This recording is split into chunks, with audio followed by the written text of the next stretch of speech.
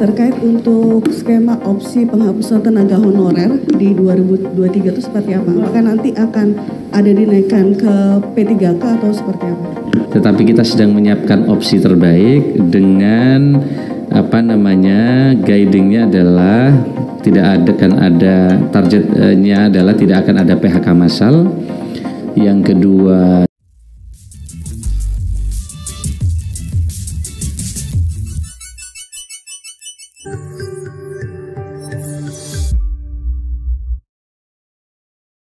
langsung ya. Baik, terima kasih Pak sekalian saya hormati teman-teman dari berbagai media. Pertama, tadi kami menyampaikan terkait dengan reformasi birokrasi. Beliau meminta agar birokrasi ini melayani rakyat dengan baik. Dan kami menyampaikan tema yang sejak kami dilantik ini adalah namanya bergerak untuk reformasi berdampak. Jadi sekarang kita menyampaikan indikator bagaimana birokrasi ini bisa lebih berdampak.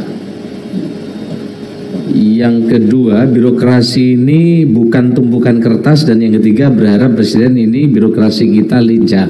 Nah, untuk birokrasi ini lincah, tentu customer internalnya mesti beres, urusan-urusan birokrasi di dalam. Oleh karena itu kami laporkan tadi, kita sudah melakukan simplifikasi karena selama ini orang ngurus kenaikan pangkat ribet, orang ngurus kenaikan jabatan ribet dan seterusnya. Sekarang sudah dari 11 proses kita pangkas menjadi bisnis prosesnya cukup 3 saja, sehingga ASN untuk ngurus kenaikan pangkat mutasi sekarang udah jauh lebih mudah. Yang kedua, dulu jabatan klasifikasi ada 3.414, sekarang tinggal 3 saja, sehingga birokrasi ini jauh lebih lincah. Bapak sekalian saya hormati, yang berikutnya yang tadi kami sampaikan terkait penyelesaian tenaga non ASN. Yang ini menurut undang-undang yang 2018 dikasih waktu transisi, mestinya November ini sudah tidak ada non ASN. Bapak Presiden menyampaikan di beberapa kesempatan agar kita mencari jalan terbaik. Kami laporkan tadi, kami sudah melakukan komunikasi dengan teman-teman asosiasi bupati, kota, provinsi. Saya bertemu dengan teman-teman Komisi 2. Kita sedang menyiapkan opsi terbaik terkait dengan penyelesaian non-ASN ini. Karena di satu sisi non-ASN ini fungsinya luar biasa, tetapi di sisi lain juga tidak sedikit dulu rekrutmennya juga kadang tidak memenuhi ketentuan yang diharapkan dari kita semua, termasuk dari pemerintah daerah maupun pemerintah pusat. Yang berikutnya terkait dengan RB, reformasi birokrasi.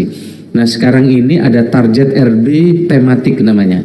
Jadi dulu banyak orang ingin ngejar RB supaya tukinnya naik. Nah, kalau gitu RB ini identik dengan tunjangan kinerja. Nah, sekarang ini reformasi birokrasi ini harus berdampak. Maka ada RB tematik yang tadi kami laporkan kepada beliau. Satu, pengentasan kemiskinan.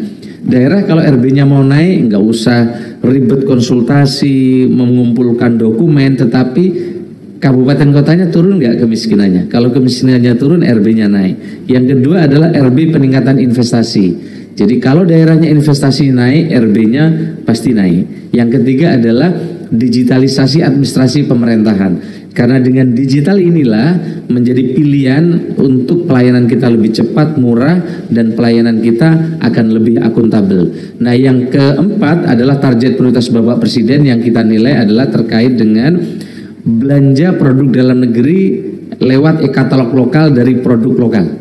Jadi daerah yang belanja katalog lokalnya tinggi lewat e-katalog lokal, nilai RB-nya pasti naik, akan lebih bagus. Begitu juga terkait dengan pengendalian inflasi.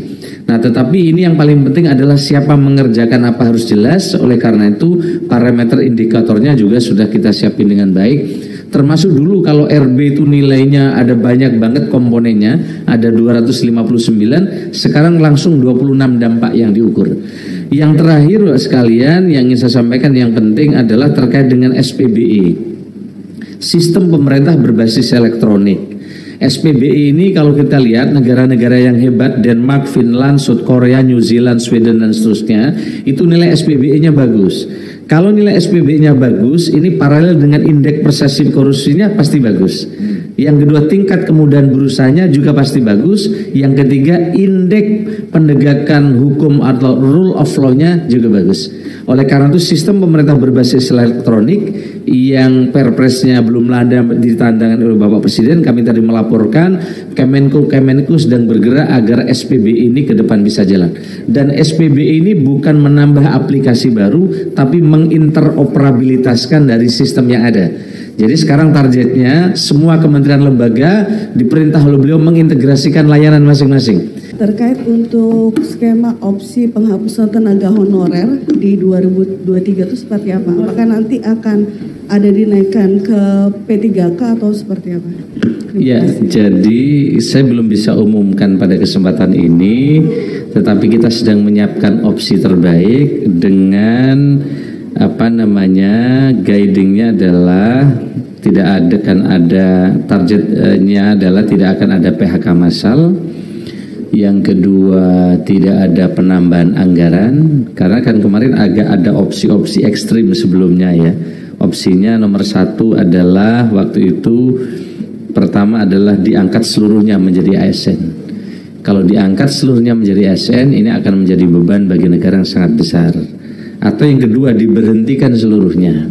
Kalau diberhentikan seluruhnya, ini akan menjadi masalah di dalam sektor pelayanan publik. Karena ada banyak di menara-menara suar di berbagai daerah, itu ada banyak non-ASN yang sekarang nyata-nyata mereka bisa membantu luar biasa. Atau diangkat sesuai dengan prioritas yang sudah jalan sekarang mulai 2022-2023 ini, yang diangkat sesuai prioritasnya adalah pendidikan dan kesehatan. Dan kemarin kami sudah siapkan 700.000 formasi bagi kesehatan dan pendidikan. Tetapi yang terserap, yang diusulkan daerah hanya 400.000. Nah, kami berharap daerah segera mengusulkan untuk P3K dari daerah, karena pendidikan dan kesehatan ini sedang jadi prioritas. Nah, sekarang kita sedang ajukan formasi, 1 juta lebih formasi yang kita ajukan untuk 2024. Nah, tentu tenaga non-ASN tidak hanya guru dan kesehatan. Tentu di banyak tempat juga banyak. Oleh karena itu kita sedang siapkan opsi terbaik tanpa menambah anggaran, tapi tidak ada PHK, sehingga mereka tetap ada di tempatnya. Opsi inilah sedang kita kaji dan nanti akan kami laporkan lagi kepada Bapak Presiden. Gitu ya, cukup ya. Baik, terima kasih.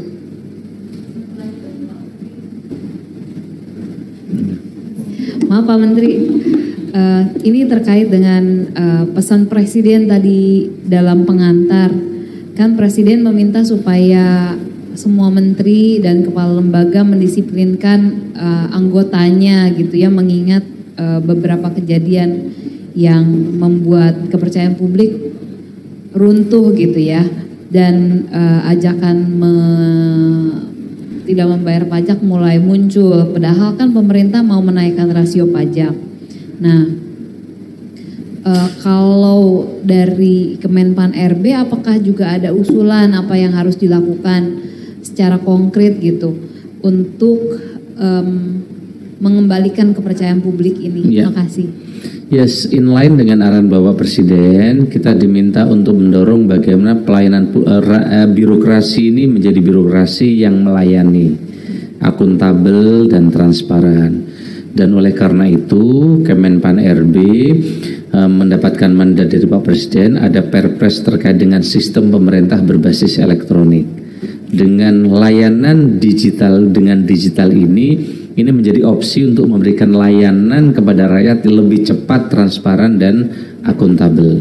Oleh karena itu sekarang ada delayering terkait dengan jabatan, ada pemangkasan jabatan, sekarang ada namanya JF, jabatan fungsional, supaya lebih lincah bergerak. Ini karena diprediksi 2030 nanti ASN kita yang isinya milenial, yang sekarang kan masih banyak yang kolonial ini. Maka sistem itu sedang disiapkan, yaitu berbasis digital.